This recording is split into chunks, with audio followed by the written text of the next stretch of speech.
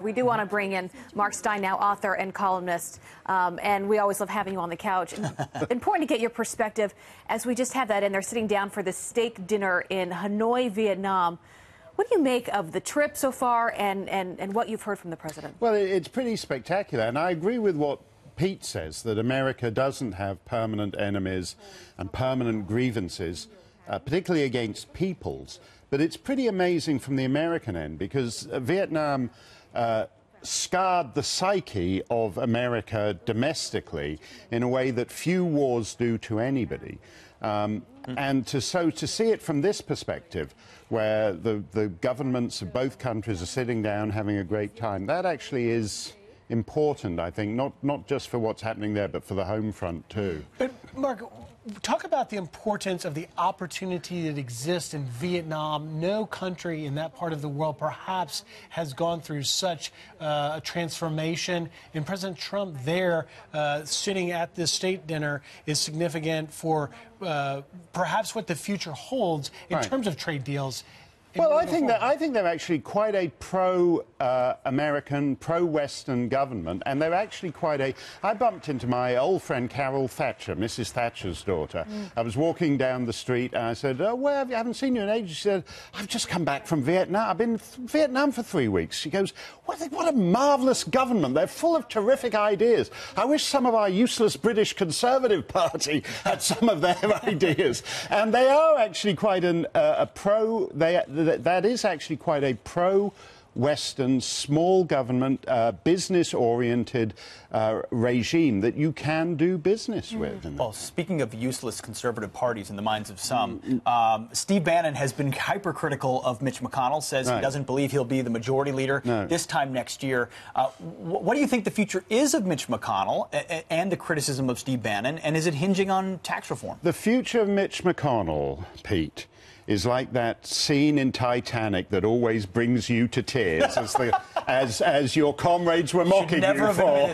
And, no, I love that. I'd love to be like with all the guys. Oh, what are we going to watch tonight? We're going to watch The Great Escape. And Pete's, no, every time I see you. And that's actually what I'd love to see the Republican Party do that to Mitch McConnell. The Republican Party is Kate Winslet, and Mitch McConnell's trying to hang on to the door, and like Kate, there comes a time when you have to say, "Sorry, Mitch, we have to let go. My heart will go on," as he sinks beneath the waves. This is the Fox News alert. There's now news that possibly they didn't have to let go. She didn't have to let go. No. And that Jack is what might have the Republican survived. Party and the conservatives need to do with Mitch McConnell, because under regulatory reform and President Trump, the country has grown 3% GDP. And what even the New York Times is willing to admit is, with this tax reform out of the Senate and the House, if they can actually get it together, I doubt it's going to be by Christmas, but if they can, Titanic. we're talking about we have Titanic B-roll.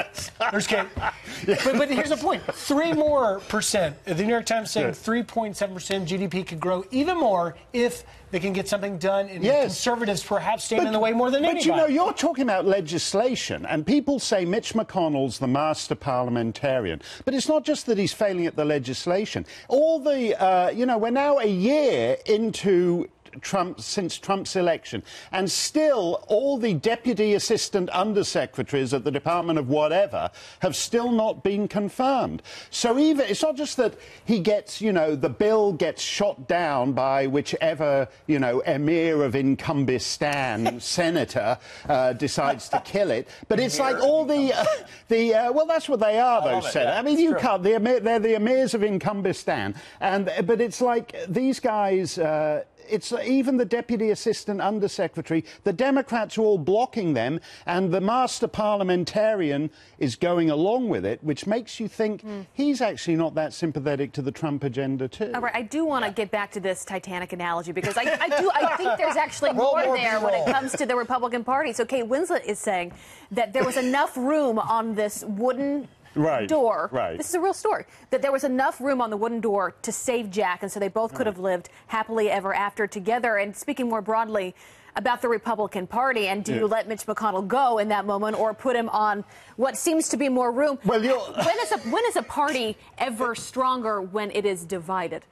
Well, you're saying, I suppose, to completely extend this analogy, that the Republican Party is a big door, and that there's room for, like, the hoity-toity Philadelphia heiress, which is I guess the Mitch McConnell, Jeb Bush wing of the party, and then the roughneck from third-class steerage, which is Trump, and that they should be able to sit on the door with the third-class guy playing his ukulele, and the hoity-toity Philadelphia heiress singing along. Doesn't that win elections more than a one sole person on that? We have not overextended, because aren't they actually punching each other instead of, like, barely letting each other go? I mean, it's the establishment Bushites that are fighting Trump as much as anybody. And I think, basically, look, I think the Republican Party hasn't figured this out. It either gets on the Trump door or it drowns. So there we go. We'll ask our viewers.